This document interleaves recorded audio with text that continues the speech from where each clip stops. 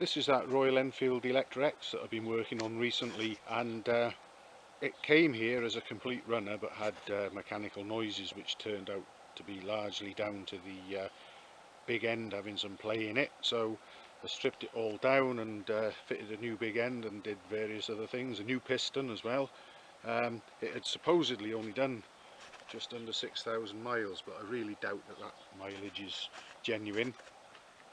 Anyway, we didn't hear it run in a before video. I didn't actually make a video of it, I just set to and stripped it down. But here it is all back together now, and I'm about to try and start it up and hopefully see that it'll start and run okay, fingers crossed, and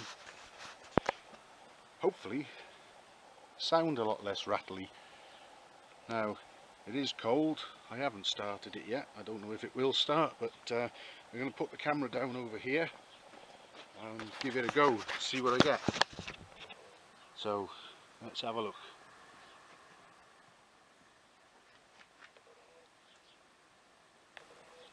Fuel on. Choke.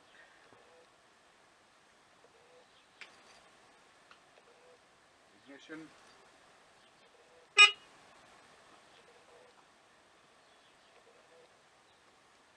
Let's see what happens.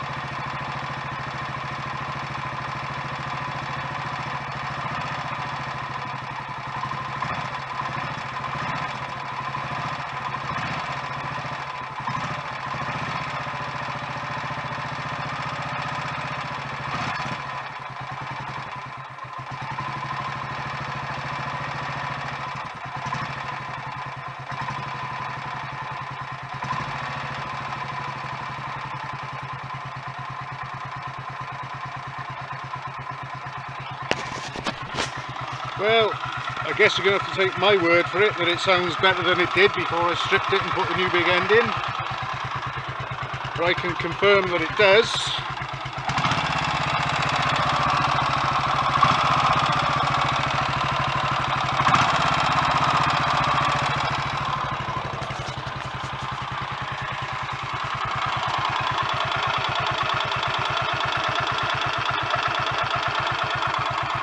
Once it warms up, I'm sure the tick over will speed up and I'll have to reset it.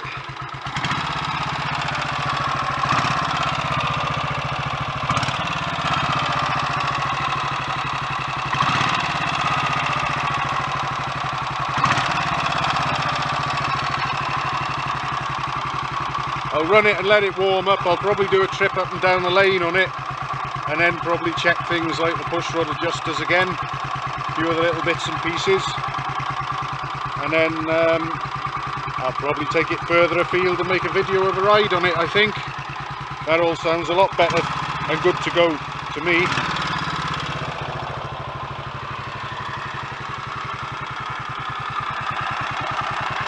It's a nice sunny day, very warm as well.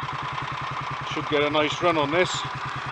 So bear with me, I'll clear up all my tools, run it up and down the lane, make a few final checks, and we'll get ready to go for a run on this. The lockdown is, well, a lot of the restrictions are lifted now, so I'll be able to go further afield. So I might take a more scenic and longer route than I usually do. Anyway, just turn that down a little already.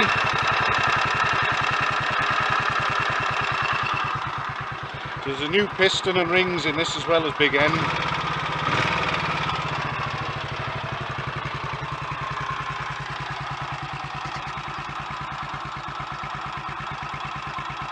Say, I'll take a trip up and down the lane, warm it up, let it cool down again, check those push rod adjusters, have a look round for any leaks or little bits and bobs that might need attention, and then we'll take a longer run on it.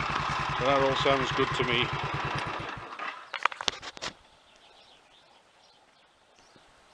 Sounds like the birds like it as well.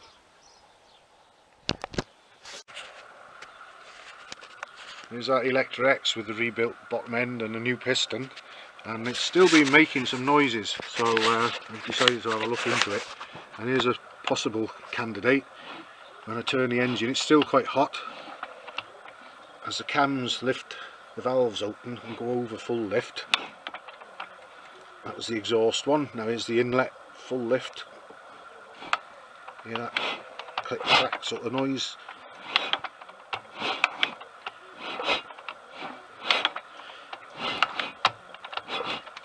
Now it's only tiniest little bit of backlash there, nothing much, but I'm going to try and adjust that out and see if that quietens it down, because I know whatever's making the noise now, it's certainly not the big end and it's certainly not the piston, so there's really only these left. I've even run the engine with the starter motor removed, just in case it was anything to do with that and the sprag gears and whatever, and it's not that. But I'll try and adjust this out and see what happens and give it another go. I think maybe that will quieten it down. And here we are, back with that Electra X. It's been making some mechanical noises, and I think we might be onto something here at last. I've got the camshafts out. I checked for backlash between the gear teeth, and there's a little bit. But anyway, I wanted to isolate the exhaust cam and set that one up first, so I got the inlet cam out, and I found this. If we have a look at it, this is the camshaft that's been in this engine with the so-called 6,000 miles. I don't know how well this will come out, how well we'll see it, but if you look at the sort of flanks going into the nose of it, you can see quite a bit of wear and quite a sharp change. There's almost a step there, and the nose of the cam has got lots of rub marks on it. And if we compare it, I've still got the standard cam set, inlet and exhaust, out of ASBO 41, because that went away with some Redditch S cams in it.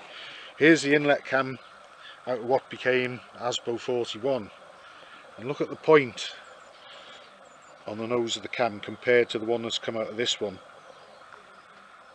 and you can see there's a lot of it has gone. I've actually got the base circles and the flanks pretty well lined up there, and you can see, going by the inlet cam from ASBO 41, how much has gone off this one. So I'm pretty sure that and possibly a bit of backlash in the gears is what's been causing the noises. So I need to speak nicely to the owner of ASBO 41 now and ask him if he'll sell me the cams out of it for me to use in this one. So that's where I'm going next. Well, I changed the inlet camshaft in this engine and ran it, and it still sounded the same, and I've adjusted out all the backlash in the timing gears between the teeth as well, and that didn't help either. I just happened to find this now. I slackened off the adjustment on the push rods a little so I can slide the camshafts in and out nice and easy. I've got the exhaust cam there, sliding that in and out. Nothing happening there, as you'd expect and hope. But come to the inlet cam and sliding it in and out, look what's happening to the cam follower and the push rod. You can actually, let's see, hold the camera steady. As I pull the camshaft out towards me, the cam follower and the push rod are lifting by quite a visible amount.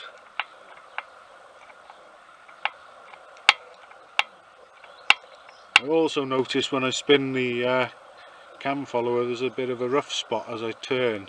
I can feel it bearing against the camshaft, which might explain why the original inlet cam is badly worn. But I've got to find out why this is happening. When I pull the cam out a little way towards me, it lifts the cam follower and the push rod, because it shouldn't. That should remain constant like the exhaust is doing.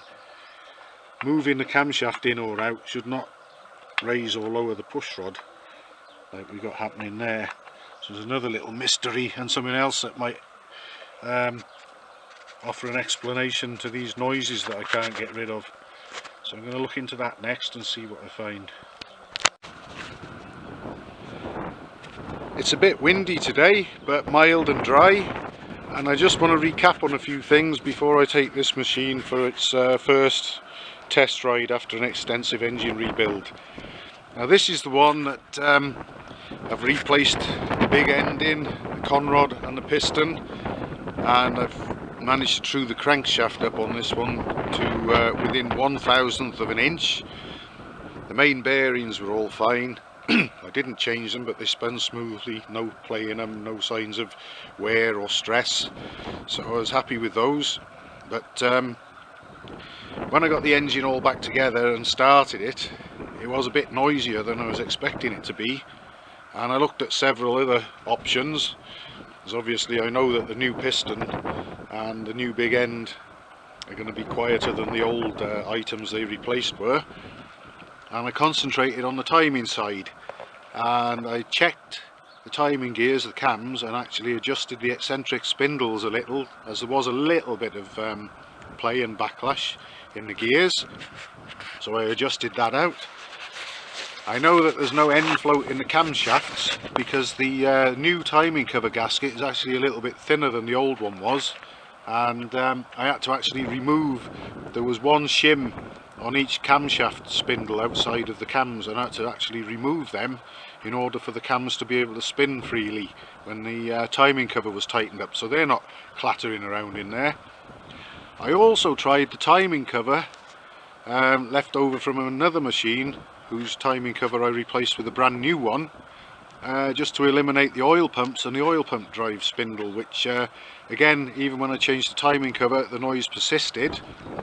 And finally I pulled the camshafts out, and the inlet cam had quite a lot of severe wear over the nose of the cam, and it worn down by perhaps almost a millimetre or so.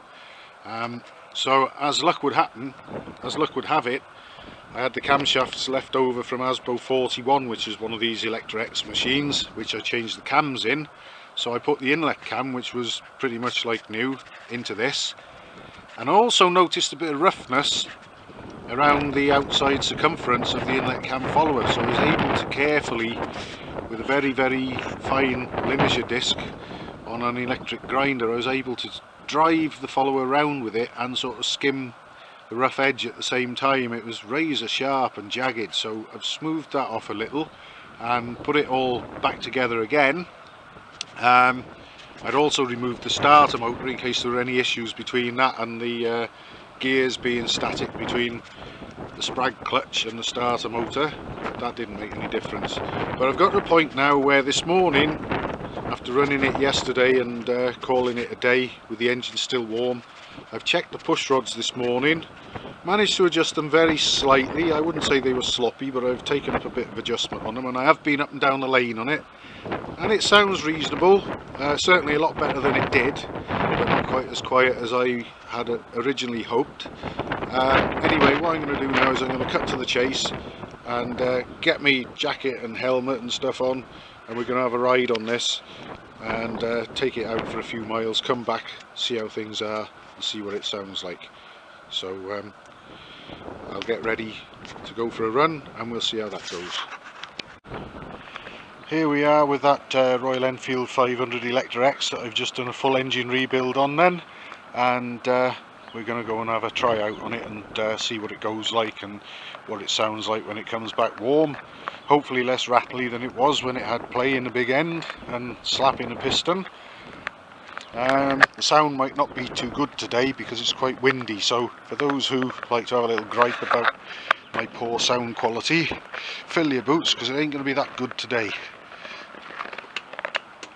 And get my helmet on, gloves on, and hopefully we'll get going. Maybe even taking the old route I used to do down to the roundabout now, because the lockdown restrictions have eased a little.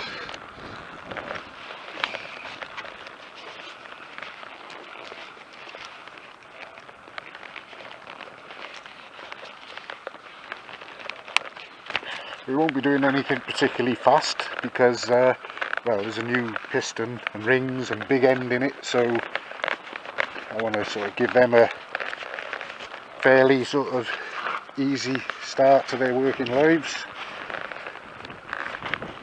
doesn't really need full running in, but a bit of care wouldn't hurt it.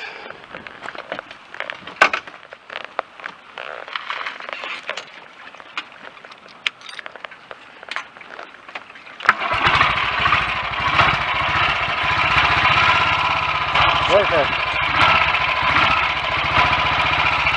here you go.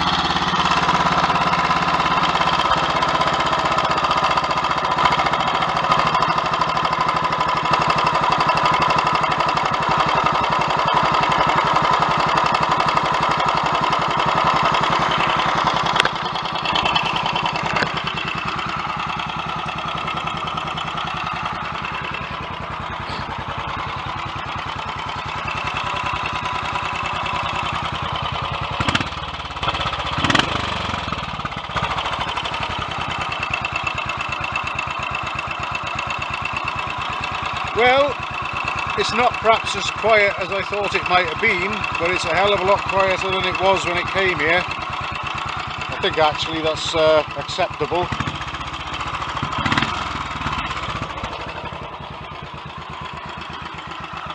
Seems to go well enough. This is completely standard as far as the engine state of tune and carburation and exhaust and everything go. I've never ridden one completely standard before. It actually goes a bit better than I was expecting.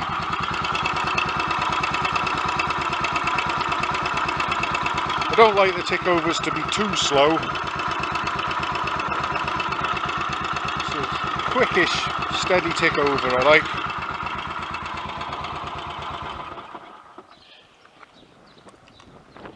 But, I didn't know that we had a Deborah Harry lookalike in the village either. Whether we picked that up on the camera going out of the village or not, I don't know. Anyway, yeah, that all seems pretty good to me.